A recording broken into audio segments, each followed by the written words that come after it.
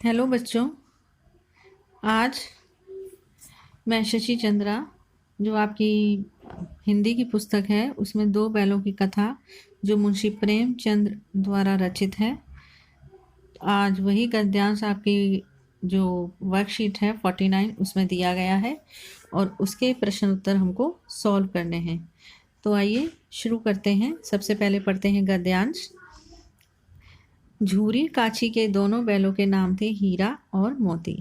दोनों पछाई जाति के थे, देखने में सुंदर, काम में चौकस, डील में ऊंचे। बहुत साथ साथ रहते दोनों में भाईचारा हो गया था। दोनों आमने सामने या साथ बैठे हुए एक दूसरे से मूक भाषा में विचार विनिमय करते थे। एक दूसरे के मन की बात कैसे समझ जाता था हम नहीं कह सकते। अवश्य ही उनमें कोई ऐसी शक्ति थी जिसमें जीवों में श्रेष्ठता का दावा करने वाला मनुष्य वंचित है। दोनों एक दूसरे को चाटकर और सूंघकर अपना प्रेम प्रकट करते, कभी कभी दोनों सींग भी मिला लिया करते थे। विग्रह के नाते से नहीं, केवल विनोद के भाव से, आत्मीयता के भाव से। जैसे दोनों में घनिष्ठता होते ही धौल धप्पा होने लगता है। तो बच्चों, इसके प्रश्न जो हैं उन्हें देखते हैं। पहला प्रश्न है, प्रस्तुत गद्यांश के लेखक का नाम लिखिए। प्रश्न दूसरा, दोनों बैल किस जाति से संबंधित थे।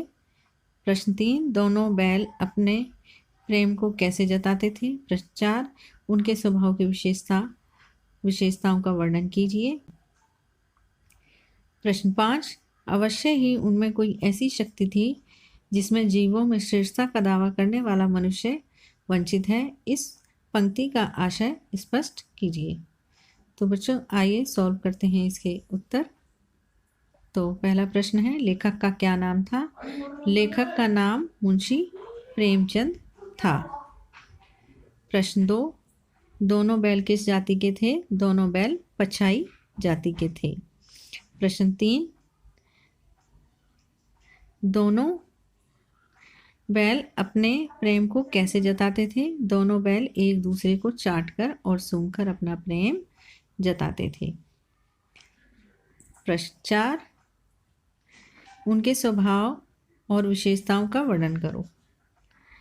उनके स्वभाव और विशेषताओं का वर्णन करो। उनके स्वभाव की विशेषताओं का वर्णन इस प्रकार है। पहला, दोनों में साथ रहते रहते भाईचारा हो गया था। दोनों आमने सामने या साथ साथ बैठे हुए एक दूसरे से मूक भाषा में विचार विनिमय करते थे और एक दूसरे की मन की बात समझ जाते थे। अब बच्चों, जो यहाँ पर विनिमय करते थे, ये विनिमय अलग है और करते अलग है। यहाँ से थोड़ा सा लिखने में मिस्टेक हो गई है, उसको सही कर लेना। जो तीसरा नंबर है, एक दूसरे को चाटकर और सूंघकर अपना प्रेम प्रकट करते, कभी कभी दोनों सींग भी मिला लिया करते थे, केवल विनोद तथा आत्मीयता के भाव से। प्रश्न 5, इस पंक्ति में लेखक ने मनुष्य को मूक भाषा में विचार विनिमय की शक्ति से वंचित बताया है, जो कि हीरा और मोती में थी। अब यहाँ पर जो की है ना, ये की अलग है और हीरा अलग है, इसको कर लेना बच्चों आप। जबकि मनुष्य सभी जीवों में श्रेष्ठ अर्थात उच्च दर्जे का जीव कहा जाता है। तो बच्चों, ये थी हमारी वर्कशीट। आशा करती हूँ आपको वर्कशीट अच्छी लगी होगी और अच्छे से समझ में आई होगी।